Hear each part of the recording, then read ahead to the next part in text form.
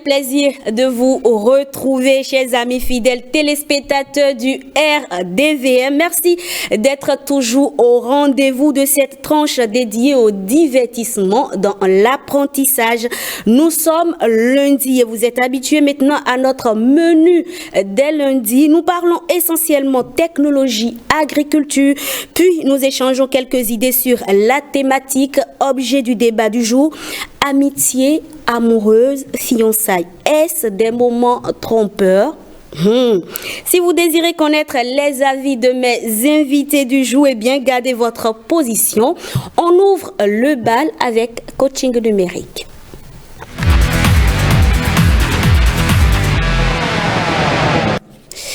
Vous le savez, le numérique, on ne le présente plus. Il est davantage ancré dans nos habitudes. Ce midi, nous nous intéressons à la transformation numérique des entreprises. On en parle avec Ansbert Abalo, notre digitaliste. Ansbert, bonjour. Bonjour, Madame Rebecca. J'espère que vous allez très bien. Je vais bien. Alors, quand on parle de la transformation numérique des entreprises, que retient-on? Est-ce qu'il y a des étapes à suivre? Très bien, merci beaucoup, Madame Rebecca. Alors, la transformation numérique des entreprises, cela requiert plusieurs étapes. Déjà, il faut souligner que dans tout le monde entier, les 10 hommes les plus riches dans le monde, 8 sont dans le domaine du numérique. Donc, cela doit attirer notre attention par rapport à la chose. Alors, la première étape, c'est l'étape de la collecte de données, d'accord, de l'analyse de données, de traitement de données. Alors, une entreprise qui n'a pas une politique de collecte et de traitement de données n'ira pas vraiment loin aujourd'hui à l'ère du digital. Alors, avec les outils de collecte de données qu'on a, on a les logiciels de gestion commerciale. Donc, une entreprise doit installer son logiciel de gestion commerciale pour collecter l'information par rapport aux produits qu'elle vend ou par rapport à la prestation qu'elle vend. Et là, elle peut avoir des indicateurs de performance. Quel est le produit le plus vendu? Quel est le produit le moins vendu? Quelle est la prestation la plus demandée? Quelle est la prestation la moins demandée? Et avec ça, l'entreprise peut se corriger, peut rectifier un certain nombre de choses pour la performance et pour la rentabilité en termes de marge bénéficiaire. Alors, deuxième étape, c'est la transformation du modèle d'affaires. Aujourd'hui, on a le cas des réseaux de télécommunications. En temps, c'était les services classiques d'appel et autres. Aujourd'hui, les réseaux de télécommunications sont devenus des banques où tu peux faire dépôt, tu peux faire retrait. Tout ça, c'est grâce à un service par rapport au numérique. Donc, à chaque fois, il faut adapter au fait, le numérique permet de s'adapter à la réalité pour quand même optimiser, d'accord, les rendements de l'entreprise. De l'entreprise, exactement. Ensuite, on a le e-commerce. Avec le numérique, ça va vite. Tu peux être ici et vendre en Chine. Donc, ceux qui ont compris, les entreprises qui ont compris, ont toujours un site web, d'accord, elles développent les sites web, elles mettent en avant leurs produits et services, et quelqu'un qui peut être en Chine peut commander au fait un produit d'un entrepreneur qui est au Bénin sans pour autant se déplacer. Donc avec le numérique, le monde devient un village planétaire où tu peux être ici et faire une grosse marge bénéficiaire de par ton chiffre d'affaires. Ensuite, on a également la formation du personnel. C'est très important à l'ère du numérique de former le personnel. Il y a d'autres entreprises qui mettent des budgets colossaux, d'accord, pour la formation de leur personnel. Ils ne sont pas bêtes. En réalité, c'est pour quand même permettre au personnel de s'adapter à la réalité du monde qu'est le numérique. Ça ne ment pas. Lorsqu'on investit dans le numérique, et ça donne. Et nous remercions les efforts que le gouvernement actuel est en train de faire dans ce sens. Ensuite, il y a l'expérience client améliorée. Avec le numérique et aussi avec l'outil de l'intelligence artificielle, on peut personnaliser la demande de sa clientèle. Et là, le client est satisfait. Par exemple, vous allez dans une boutique et puis l'IA vous voit venir déjà, vous dessine déjà une robe qui vous va, c'est déjà votre couleur préférée et tout. Et vous envoie vers le rayon et là, le client est très intéressé et puis demain, il va revenir dans cette entreprise-là pour ses produits et services. Est-ce que vous voyez? Et puis après, il y a l'automatisation des processus. Aujourd'hui, ce qui fait que beaucoup d'entreprises n'évoluent pas, c'est par rapport au process. On n'a pas de process défini et tout va dans tous les sens. Or, avec le numérique, tout est carré, tout est réglé et puis ça marche correctement. En vrai, c'est-à-dire qu'avec le numérique, il faut s'actualiser et s'auto-évaluer aussi, n'est-ce pas, pour pouvoir rentabiliser. Exactement. Alors, je retiens la collecte de données à travers les outils, pour avoir des indicateurs de performance, afin la transformation du modèle d'affaires de l'entreprise, le e-commerce, savoir développer des sites web pour proposer des solutions aux clients. Il y a également la formation du personnel qui est le point, selon moi, le point essentiel, parce que généralement quand on parle du numérique, d'intelligence artificielle et tout ça, on a tendance à croire que bientôt nos jobs vont disparaître. Non, on ne va pas être remplacé par ces outils-là, on va plutôt s'adapter. Voilà, tout simplement, puisque même le robot, il faut un humain derrière. Pour le programmer. Tout à fait. Merci beaucoup, Ansbe Abalo. Vous êtes digitaliste et avec vous, on parlait de la transformation numérique des entreprises. Bel après-midi à vous. Merci aussi. Il est temps d'enfiler nos bottes, direction les champs dans Sapous.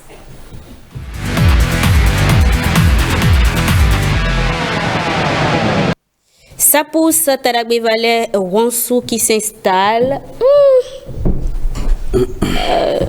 D'accord, c'est bien. Vous êtes installé là? Oui, je suis installé, tranquille.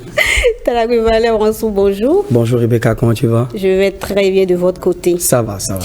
Alors, ce midi, on parle de comment utiliser le purin d'ortie pour accroître la récolte. Déjà, quand on parle de purin d'ortie, qu'est-ce que c'est? Le purin, c'est le liquide que l'on obtient après macération de produits d'origine végétale, animale ou tout autre produit, après une certaine durée donnée. Quelle durée à peu près? Supérieure ou égale à 3 jours. Supérieur ou égal à 3 jours. Oui. D'accord. Alors maintenant, comment utiliser le purin d'ortie pour accroître la récolte? Alors le purin d'ortie, pour l'extrait, il faut d'abord partir des feuilles d'ortie. Et ces feuilles d'ortie, on les retrouve généralement autour de nous, dans nos jardins, même dans la maison, ça pousse des fois sauvagement. Surtout là où il y a l'humidité et l'ombrage, l'ortie pousse facilement. Et si la régie le permet, vous allez voir à l'écran que je suis en train d'indiquer les endroits où on peut retrouver l'ortie. Alors lorsque je collecte ces feuilles d'ortie, je vais maintenant les découper en de petits morceaux. Ou bien tu veux me poser d'autres questions? Non, vas-y. Ok, donc je vais découper ces feuilles-là en de petits morceaux, soit avec un couteau, soit avec un ciseau. Et je vais, je vais les mettre à l'intérieur d'un récipient que je peux fermer hermétiquement. Et c'est ce processus de fermeture hermétique qui va déclencher la fermentation. Et c'est cette fermentation qui va permettre l'obtention d'un purin d'excellente qualité. Et dans le cas de l'ortie, vous allez me prendre 200 grammes de feuilles d'ortie. Vous allez prendre 1 litre d'eau pure. Et vous allez prendre une bouteille supérieure ou égale à 1 litre. Et vous allez commencer par remplir à moitié les feuilles d'ortie dans ce bidon-là ou bien dans cette bouteille-là. Et vous allez verser de l'eau jusqu'à remplir complètement. Vous fermez hermétiquement, c'est-à-dire vous fermez sans que l'air ne rentre à l'intérieur, vous déposez au soleil. D'accord. Vous déposez au soleil, c'est pour optimiser la fermentation. Ça fait quelle durée au soleil? Supérieur ou égal à 3 jours. Donc après 3 jours, vous pouvez déjà commencer par l'utiliser. Uniquement au soleil, on ne peut pas obtenir la fermentation par un sous-ombrage. Oui, on peut l'obtenir, mais plus efficace, plus rapide, plus accéléré au soleil. Au soleil, d'accord. Et donc quand je fais ça, après 3 jours, je peux récupérer mon purin. Il y en a d'autres qui vont jusqu'à 21 jours. Mais vu que moi, il y a le soleil, j'accélère la fermentation et je évolue vite. Alors, je vais diluer ou dissoudre les 1 litre de purin dans 5 litres d'arrosoir. Donc, quand je prends un arrosoir, je mets 5 litres dedans. Donc, je vais mettre 1 litre de ce purin-là, de ce liquide que j'ai obtenu par macération, voilà, des feuilles d'ortie. Et là, j'arrose mon jardin avec. Pourquoi? Parce que les feuilles d'ortie sont très riches en azote d'abord. Et on sait que l'azote intervient dans la photosynthèse. Sans azote, il n'y a pas de croissance, il n'y a pas de verdure. Et sans la verdure, il n'y a pas de chlorophylle. Et c'est ces chlorophylles qui sont à la base de l'optimisation de la photosynthèse. Ça, c'est un. Le purin d'ortie est riche en calcium et en oligo-éléments. Le purin d'ortie est très utile pour les animaux parce que ça a beaucoup de potentialités, beaucoup de bienfaits pour les animaux et les humains. Mais là, maintenant, on parle des plantes. L'utilisation de l'eau ou bien du purin d'ortie permet l'optimisation de la vie du sous-sol, des micro-organismes. Parce que qu'on le veuille ou non, si on veut faire de l'agriculture biologique, les micro-organismes sont nécessaires pour la décomposition des matières que nous apportons, que ce soit les déjections, les fientes, les feuilles mortes. Ce sont les micro-organismes qu'on a dans le sol qui permettent de les décomposer et de les rendre accessibles aux plantes. Donc ça joue ce rôle. Maintenant, le troisième rôle que le purin d'ortie peut jouer dans la vie d'une plante, c'est d'avoir des plantes saines. Et aujourd'hui, que ce soit en Europe ou en Afrique, le purin d'ortie est incontournable dans l'agriculture biologique. Son effet est direct, est choc comme les produits chimiques de synthèse. Vous allez voir son effet direct sur la santé de vos plantes à la maison. Et justement, après combien de temps on peut déjà observer les résultats quand on utilise le purin d'ortie? Généralement après 3 jours. Après 3 jours, vous pouvez commencer par constater les résultats quand vous utilisez les purins d'ortie. Tadagbe Valère Wansou, merci. Vous êtes notre expert en agriculture rentable et avec vous, on parlait du purin d'ortie, comment l'utiliser pour accroître la récolte. Merci beaucoup pour ces cours gratuits. Je vous en prie. Alors, Tadagbe Valère Wansou, vous restez sur place. Votre avis concernant le débat du jour m'intéresse beaucoup. J'ai envie de savoir si vous êtes toujours à l'étape des fiançailles ou à l'étape d'amitié amoureuse ou vous êtes déjà au mariage. Ça, c'est des questions personnelles, c'est dangereux ça. Non, c'est pas dangereux. Si c'est vrai, il faut répondre ou bien. Bon, on installe donc le débat.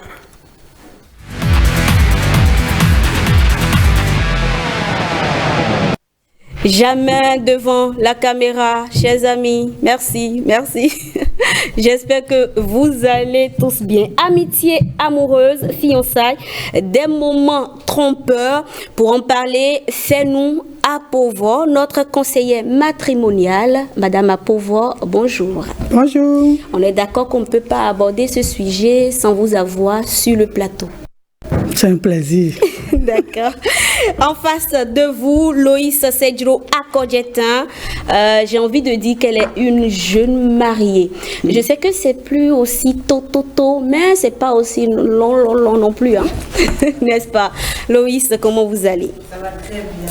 Et à côté de vous, Simplice Dossou, il est écrivain. Bonjour Simplice. Bonjour madame. Comment vous allez? Super bien, de votre côté? Ça va très bien. Vous êtes, ça fait la deuxième fois sur ce plateau. Plusieurs fois. Plusieurs fois déjà. Oui, d'accord. C'est vrai que j'étais un peu absente, mais bon. Oui. Alors, mesdames, messieurs, vous êtes prêts? Je ne sais pas pourquoi Tadagbe il faut attends. Manifeste-moi ta joie quand même. Je ne sais pas. Alors, en fait, les premières questions que je lui ai posées, il se demande si je vais revenir là-dessus. Mais calme-toi, je vais revenir là-dessus quand même. Alors, avant de vous poser mes questions, je vais vous proposer à vous et aux téléspectateurs de faire un tour du côté de la régie. On va suivre un bout de ce clip et on revient. On fait rien ça Il a fait encore ma chère. C'est ça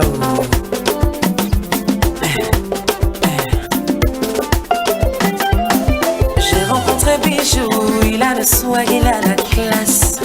Mignon garçon, intelligent, il est posé. On s'est rencontrés, on s'est aimé. Ça n'a pas loupé, il m'a dit je veux t'épouser. Tu seras la mère de mes enfants, tu seras ma reine. Ça fait 10 ans qu'on est là, bébé, tu étudies mon comportement. Quel genre de diplôme tu veux avoir? Oh bébé, dans ton championnat tu es là, y'a plus de prolongation. Oh bébé, quel genre de diplôme tu veux avoir? Oh bébé, c'est quelle étude qui finit pas? Si tu veux pas, faut me libérer. Oh bébé, oh bébé, oh bébé. savoir où on va. Parce que dans ma peau de femme, je prends de l'âge avec le temps. Tu es là, tu finis ma jeunesse. Tu ne tiens pas tes promesses. Maintenant tu veux m'enceinter une deuxième fois pour me déposer. Tu ne veux pas passer devant le maire pour me légaliser. Je t'ai assez prouvé que je veux rester. Taragwe, ce que vous avez dit là, vous allez répéter, c'est sûr. Alors, avant de vous poser des questions en lien avec le clip qu'on vient de suivre, je rappelle que le titre c'est Diplôme. La chanteuse c'est la diva José de la Côte d'Ivoire. Madame Apovo, à quel moment parle-t-on d'amitié amoureuse? Merci pour cette belle question.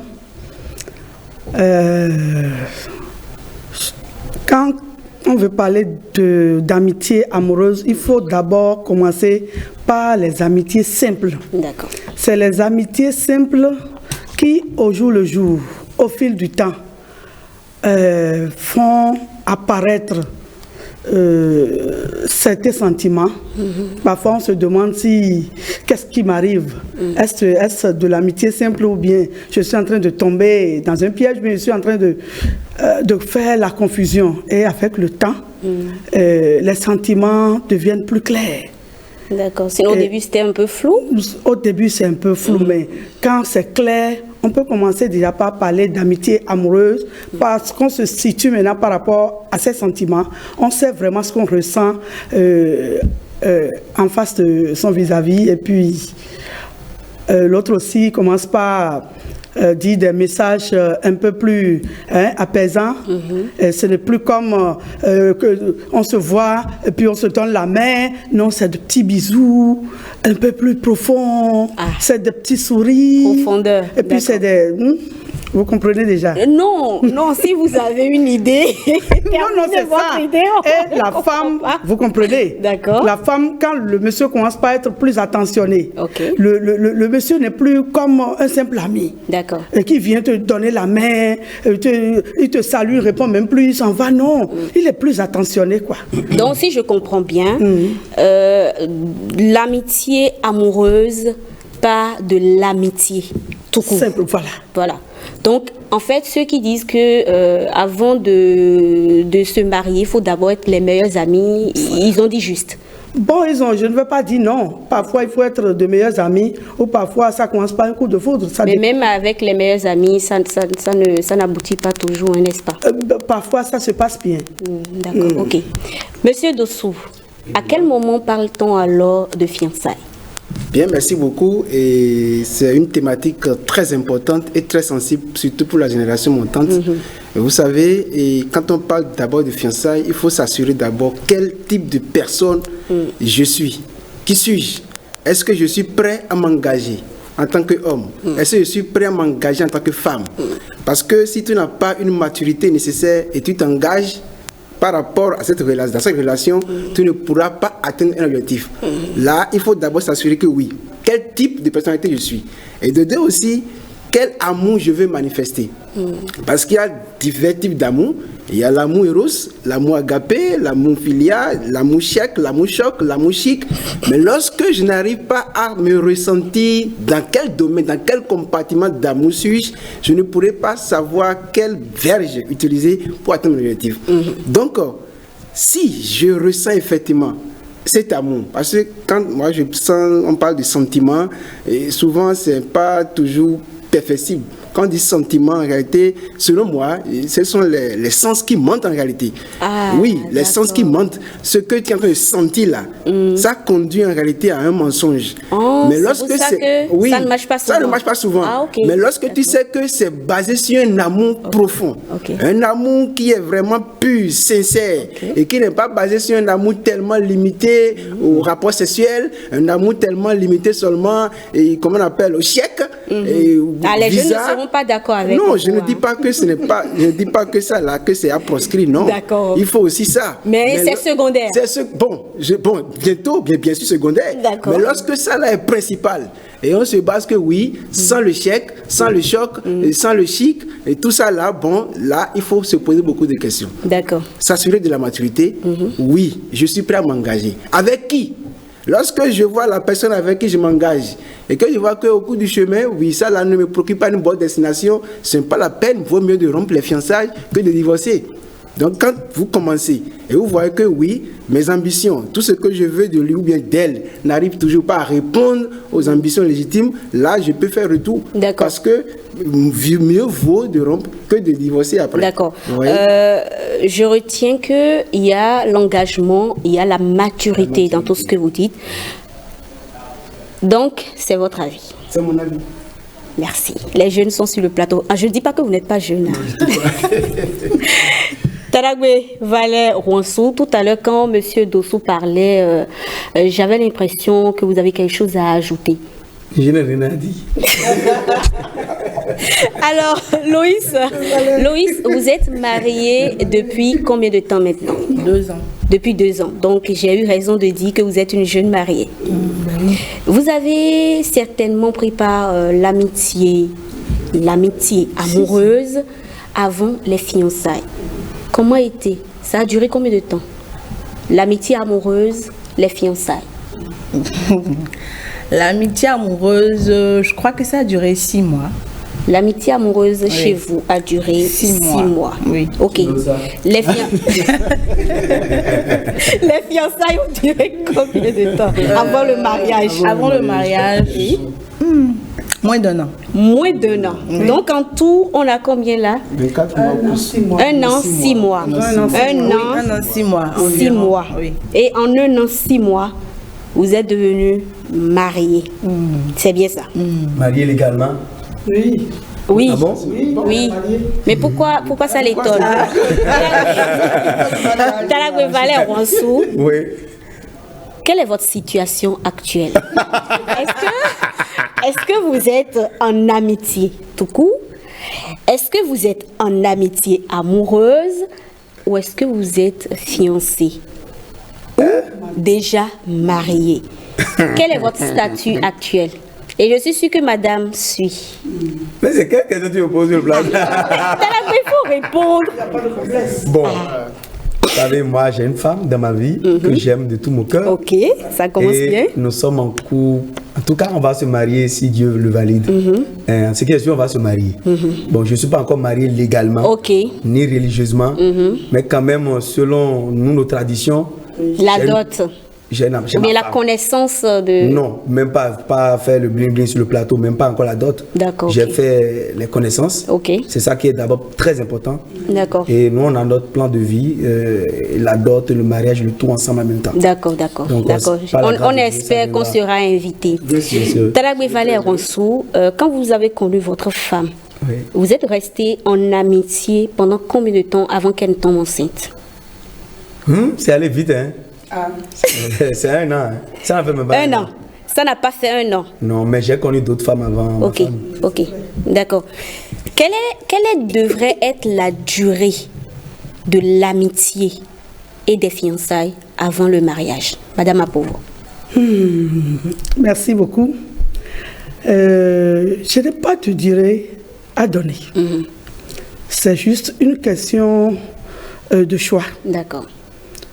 Avec moi, nous avons fait 8 mois d'amitié amoureuse. 8 mois. 8 mois d'amitié. Bon, c'était une amitié comme ça. Et ce que je viens d'expliquer, je pense que c'est pour moi-même. Avec le temps, l'amitié est devenue plus avancée, plus profonde. On a commencé par parler plus choses là. Et après, le monsieur, vraiment, il a commencé par me faire la cour. Parce que pendant ces 8 mois d'amitié, amitié amoureuse là, vous n'étiez pas encore en couple, c'est-à-dire qu'il ne vous avait pas encore dragué? Pas du tout. On riait de tout et de rien parce qu'on était dans un même bureau. Ok. Il était mon supérieur. Mais vous avez senti ça venir? Oui, j'ai senti ça venir parce que j'ai dit, mais ça dépasse déjà l'amitié. Ok. On parlait encore, on parlait plus profondément qu'avant. Et puis après, monsieur est venu, il est venu, il m'a fait la cour. Et puis on a commencé, parce que moi-même, je vois déjà venir. D'accord. Je vois, quand la femme voit venir l'homme, elle se prépare en conséquence. Ah bon? Ok. Oui, c'est comme ça chez nous. Est-ce qu'il y a des signes pour savoir que oui, là on veut passer de l'amitié à l'amitié amoureuse? Il y a des Je pense signes? que j'ai déjà donné des signes. Oui. C'est plus profond. D'accord. On est plus. Vous êtes plus attachés l'un à l'autre. Oui. D'accord. Dans une journée, on doit se voir. Ok. Là, ça dépasse déjà l'amitié. Donc, je me suis préparée en conséquence. Monsieur est venu. En notre temps, quand le monsieur commence par nous faire la cour, il faut aller dire à maman, il faut chuchoter à l'oreille de maman, papa ne doit pas être au courant. Et puis on a commencé. Quand on a commencé, je lui ai dit, laisse-moi le temps de finir ce que j'ai commencé. On était d'accord, il doit m'attendre. C'est là où les fiançailles ont démarré. Les fiançailles chez nous, au Bénin, c'est de petits présents pour montrer aux parents qu'on est en train de rentrer dans la maison. C'est ça, M. Tarak Bevalet est en train de dire. Ces petits présents-là, quand les parents commencent par prendre, c'est fini. les parents disent, on t'entend dire, mais Dagbe a déjà dit. Et puis, voilà. Et elle commence, la maman surtout commence par suivre les choses avec la fille. Et puis, on a fait 4 ans. Nous avons fait 4 ans. 4 ans de fiançailles. De fiançailles. D'accord. On a eu le temps de bien se connaître. Ok. 4 ans, c'est pas trop long? Bon, ça dépend. Moi, j'ai commencé à 22 ans. Ah, vous étiez jeune quand même. J'étais jeune et il m'a laissé le temps de finir ce que je suis en train d'entreprendre pour être moi-même d'abord. Je pense que c'est mieux. Et il m'a accompagné dans tout ça là. Et après, on s'est mis ensemble. Je voudrais quand même que vous nous posez la question sur ces moments-là, comment ça se passe en fait. Non, on va en venir tout à l'heure. Madame Apovo a commencé par le dire, Monsieur Dossou, il y a d'abord l'amitié amoureuse et pendant ce temps-là, on va vers les parents, on discute avec les parents. Aujourd'hui, ce qu'on remarque généralement sur la toile, c'est qu'un jeune homme a envie de fiancer sa promise. Il va simplement vers elle et lui donne la bague. Elle met au doigt, on filme et on dit bravo, les futurs mariés et tout ça. Est-ce que c'est ce qui devrait être? Est-ce que le fait de donner une bague, de remettre la bague à sa fiancée, signifie que vous êtes déjà fiancé? Réellement. Ok, merci beaucoup. Et la pratique qu'on observe de nos jours, par exemple, c'est une pratique malsaine, à vrai dire. C'est du sacrilège. Quelqu'un que toi tu prétends épouser, que tu n'es même pas allé voir ses parents, tu ne connais ni d'Adam ni d'Ève, et toi tu lui remets une bague. Quelle bague toi, une femme, tu as prise? Quelle bague? Et après, est-ce qu'il n'aura pas une crise? Il aura assez de crises. C'est ça qui fait que dans le pays, dans le monde entier, nous connaissons des crises sociales. Nous avons ces situations-là qui sont graves. Quelqu'un que tu veux prétendre, que tu penses marier, il faut que tu ailles dans sa maison. Est-ce que c'est réellement une personne physique? Parce qu'il y a des hommes qui circulent mais qui ne sont pas des humains. Il y a des femmes qui ne sont pas des humains. Il faut que tu ailles voir ses parents et que tu s'assures que oui, celle-là est issue d'une famille et que tu poses les bons pas. Avec ça même, les parents vont te recevoir et on saura que voici notre jambe, voici notre bruit. Mais tel n'est pas le cas. Et que vous voyez sur la plage d'Amazon, vous voyez à l'étoile rouge et vous mettez du bague. Cette bague-là, il y a où? Non, mais on se choisit d'abord avant d'aller vers les parents, n'est-ce pas? Bien, lorsque vous choisissez... Le fait de se choisir, je peux recevoir la bague et me dire, bon, maintenant on ira... Ma chère, tu ne peux pas recevoir une bague sans le consentement ou bien sans au moins l'avis des parents. Ok. C'est pas possible. D'accord. Ce n'est pas une bague. C'est pas une bague. C'est du désordre. C'est du désordre. Il faut rien. Loïs, c'était comment chez vous? Est-ce que vous avez reçu la bague d'abord avant d'informer vos parents ou c'est les parents après avoir informé les parents que vous avez reçu la bague? Mais non, parce qu'il faut dire déjà, moi je suis dans une optique très très traditionnaliste. Ok. J'ai des vous parents, êtes chrétienne, n'est-ce pas? J'ai des parents très très conservateurs. Ok. Donc, comment ça s'est passé? C'est vrai ce qu'il dit, je rebondis sur ce que monsieur disait à côté de moi, mais c'est un sacrilège. Quelqu'un que tu ne connais pas, tu n'es même pas allé chez ses parents, tu vas lui donner une bague. Non, mais non. Oui, c'est-à-dire que vous connaissez depuis, hein, vous êtes ensemble, et un jour, au cours, généralement, c'est lors des événements comme l'anniversaire de la fille. Attends, Madame Rebecca, j'en viens. Attends. Non, c'est juste pour revenir dans le contexte que ils se connaissent, la fille connaît même les parents du monsieur et tout. Justement, tu sais, avant, moi je pense sincèrement, avant d'aller mettre la bague au doigt d'une fille, faut déjà faire au moins les connaissances. La connaissance. Là, en fait, c'est les fiançailles, genre de façon traditionnelle. Bon, dans mon cas, et mon mari, il était allé faire la connaissance, il y avait un moment. Maintenant, la partie qui me fait rire, c'est que le monsieur, il ne s'était pas mis à genoux pour faire les fiançailles. Tellement ça m'énervait, parce qu'aujourd'hui, c'est... En fait, attendez les gars, c'est un effet de mode, en fait. Tu veux que le gars vienne, fasse une surprise. Bon, j'avoue, tellement j'ai mis la pression au gars que finalement, un jour, finalement, la surprise a été faite. Voilà, donc pour dire que c'est important. Aujourd'hui, pour nous, les jeunes femmes, tu as déjà vu l'autre, tu veux aussi qu'on te le fasse. Mais je pense que préalablement, avant de faire quelque chose comme ça, il faut déjà poser un pas dans la famille de la fille et prévenir. Tu vois, par exemple, moi, je me rappelle qu'il avait prévenu mon frère avec qui je vivais à l'époque pour dire, il y aura telle chose. Et ils se sont organisés et ils étaient tous là. Et puis le jour-là, j'étais arrivée, je dis, mais vous faites quoi là? Et puis voilà. Pourtant, tu t'attendais à ça. Mais bien sûr. Sinon, tu penses que j'allais accepter la bague.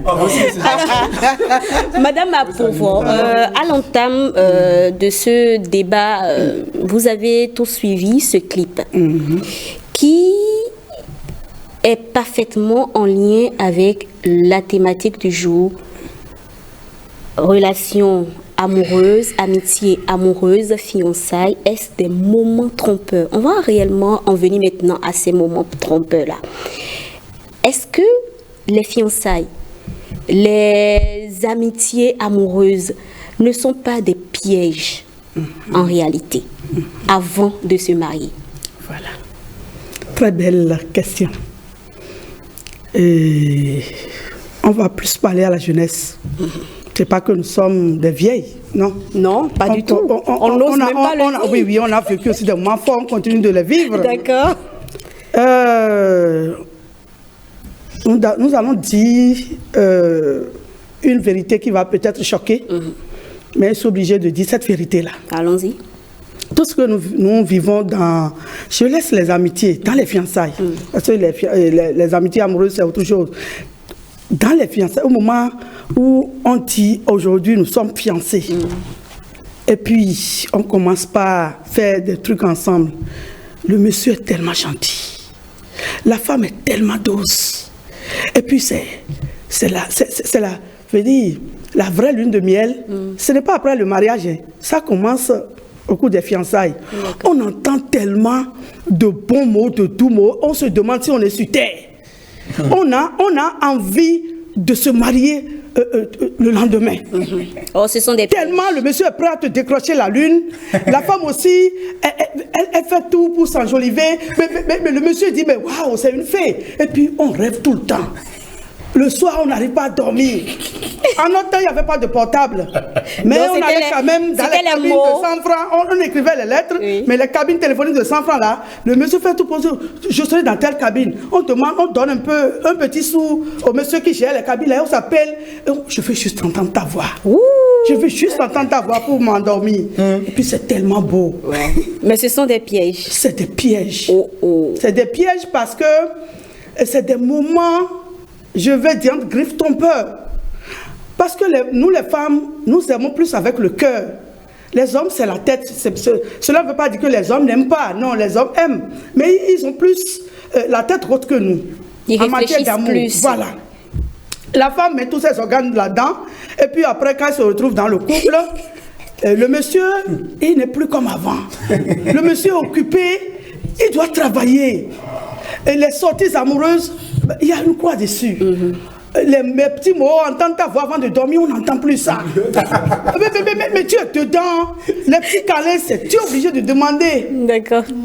C'est toi qui l'oblige tu prends son cou et tu lui donnes un petit bisou. Et tu te demandes, mais il est passé où? Voilà, il sort la hâte, il est au boulot, il revient tard, fatigué. Et puis, il n'y a plus ce que nous avons vécu dans les fiançailles. Et on commence par se demander si le monsieur ne m'aime plus. C'est de ça il s'agit. Il vous aime bien, il nous aime bien. Mais la responsabilité est autre chose. L'amour aussi, c'en est autre. Et puis, nous devons arriver à faire maintenant la part des choses. Cela n'arrive pas seulement aux jeunes. Ça arrive aux femmes âgées qui sont divorcées, qui ont été veuves et qui veulent reprendre une vie amoureuse. Donc, ce n'est pas aux jeunes, seulement aux jeunes que cela arrive. Donc, il faudrait quand même que nous apprenions maintenant par ces émissions à faire la part des choses. Mais comment faire justement la part des choses? Ces moments de fiançailles ou d'amitié amoureuse devraient être utilisés comment? Voilà. Vous voyez tout ce que je viens de décrire. Nous les femmes, nous aimons ça. Je voudrais qu'avec le temps maintenant, les hommes apprennent à gérer plus le truc, c'est-à-dire, il ne faudrait pas qu'ils se mettent, qu'ils trompent.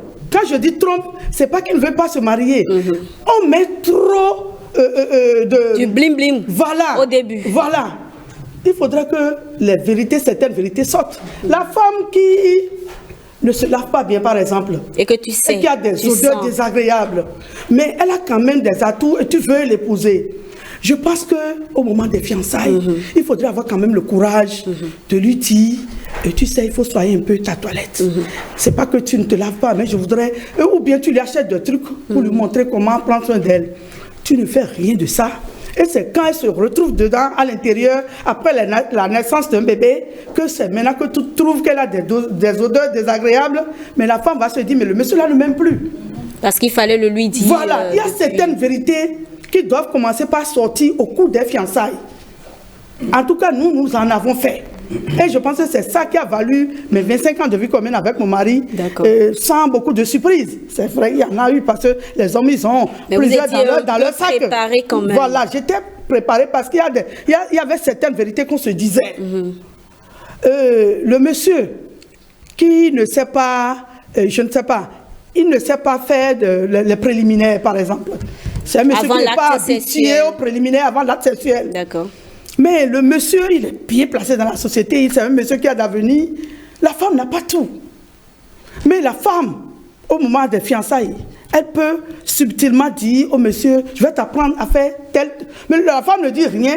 Et c'est quand elle se retrouve maintenant dans le couple qu'elle veut que le monsieur s'adonne à des préliminaires, à des jeux interdits. C'est pas possible. D'accord. Et monsieur Tadagwe Valère Ronsou, alors si après le mariage, votre femme commence par vous montrer des positions, commence par vous proposer certaines choses, est-ce que vous n'allez pas penser tout de suite qu'elle est en train de vous tromper? Mais c'est normal, puisque ce qu'elle doit proposer au mariage, il fallait qu'elle propose ça avant. Sinon, ça va même te faire douter de toi. Dire, mais est-ce qu'elle est en train d'apprendre autre chose ailleurs? Maintenant, je crois que, comme la doyenne l'a dit, il faut qu'on se dévoile avant le mariage. C'est ça qui concourt vers les divorces et tout. Et moi, le conseil que m'avait donné ici aux jeunes comme moi qui ont mon âge, c'est de ne pas se précipiter pour se marier. Comme Talagwe. Oui, voilà. Moi, je ne veux pas me précipiter. Je veux que l'univers réunisse toutes les conditions pour que ça se fasse naturellement. D'accord. Parce que quand on se précipite pour se marier, le mariage, c'est une lourde responsabilité.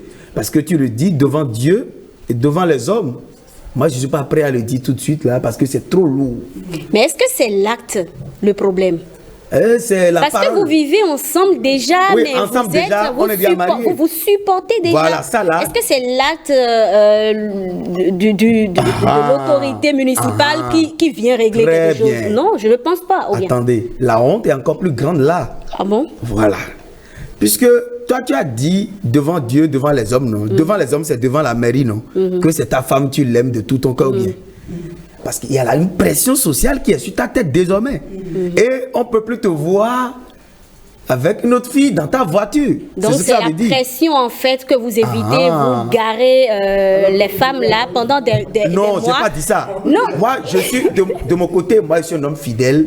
Je ne dévie pas. Évidemment, Madame Et je conseille tous mes frères. Madame Sui, évidemment, il est fidèle. Alors, Monsieur Dossou, qu'est-ce que vous pensez des conseils de Madame Apovo et de ce que Monsieur Taragbe aussi a dit? Est-ce que réellement, au cours des fiançailles, au cours de l'amitié amoureuse, on doit véritablement préparer l'avenir, préparer le vivre ensemble au lieu de se contenter du physique?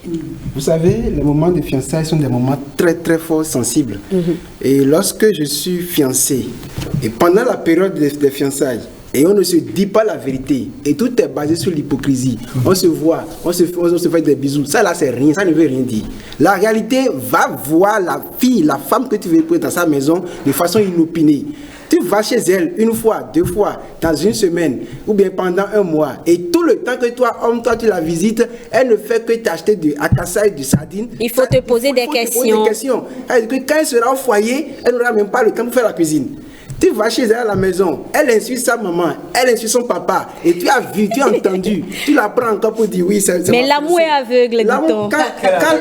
Si cet amour te conduit à faire que tu sois aveugle là, prépare-toi à être encore dans le cercueil. D'accord. Bien sûr. Donc il faut que l'homme ou bien la femme aussi fasse des visites inopinées pour s'assurer de la personne qu'elle veut ou bien qu'il veut épouser. Lorsque la personne, je la visite, je vois que oui, il y a des comportements malsains, ensemble vous corrigez, ensemble vous revoyez, vous parlez. Et lorsque dans les échanges, on voit qu'il est vraiment imperméable au conseil, il faut prendre la décision. Il ne faut pas avoir les yeux ouverts pour dire que l'amour est aveugle et après commencer par courir. Autre chose encore. Oui, rapidement. Rapidement. Lorsque je suis un homme et que je veux sécuriser mon foyer, il serait très bon, très joli et très très tangible de sécuriser en faisant le mariage. Lorsque tu donnes ta femme, c'est d'abord un honneur pour toi, l'homme d'abord. Et pour la femme aussi. La femme est issue d'une famille et que toi tu la prends, tu fais 5 enfants, 8 enfants, jusque-là tu n'as pas encore doté la femme, c'est une malédiction. Comme José le disait tout à l'heure dans le clip, quel genre de diplôme tu recherches quand même?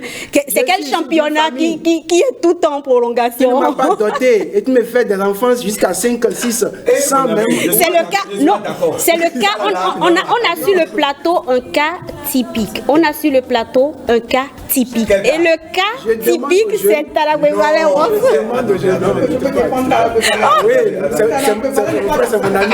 Très rapidement, monsieur. Lorsque je suis un jeune et que je veux m'assurer de ma sécurité du foyer, je dois affronter certaines étapes. Je dois faire la connaissance de famille, je dois doter, aller au mariage. Ça, c'est pour un honneur pour la famille. Là, on est béni. D'accord. On est béni. Merci. Ce n'est pas le cas. Vous voyez sur la plage des Amazones et puis vous embrassez, vous faites de n'importe quel. Love story. Vous aurez des enfants. Monsieur Dossou, merci beaucoup. On l'aura compris. Non, le temps est parti. Non. Alors, Loïs, très rapidement, en guise de conseil pour la jeune génération, s'il vous plaît. L'amour rend aveugle, le mariage lui rend la vue. Parce que ce que vous n'avez si l'amour rend aveugle, le mariage rend la vue. Parce que dans le mariage, vous allez voir vraiment clair. Là-bas, c'est la catastrophe si vous n'avez pas préparé les choses. Parce que ce que tu n'es pas prêt de subir toute la vie, il faut déjà le régler dès les fiançailles. Si ton mari n'est pas attentionné et que tu sais que tout ce qui t'importe, c'est que ton homme soit attentionné. En fait, il faut déjà, soit ces deux choses, soit tu finis avec cet homme-là, soit tu acceptes de subir ça toute ta vie. Maintenant, si tu n'es pas prêt à subir ça toute ta vie, mieux tu stoppes les choses. Faut pas aller prendre quelque chose que tu sais que toi-même tu ne peux pas supporter parce que rien ne te dit qu'il va changer en cours de mariage. Donc. Merci Loïs. Madame Apovo, très rapidement pour conclure. Pour conclure, bon, tout est clair. Il faut quand même prendre du temps pour l'amour que nous sentons l'un envers l'autre. Il faut prendre du temps pour s'étudier. Il faut être vraiment africains ne sont pas des Européens. Je ne condamne pas les Européens, nous sommes africains. Moi, je suis typique, je suis pure béninoise et il faudrait quand même suivre nos rites du Bénin. Il faut aller voir les parents, tout ça, là, les petits pas. Et puis, je dis à la jeunesse d'aujourd'hui de ne plus être aveugle, puisque le mariage rend déjà la vue.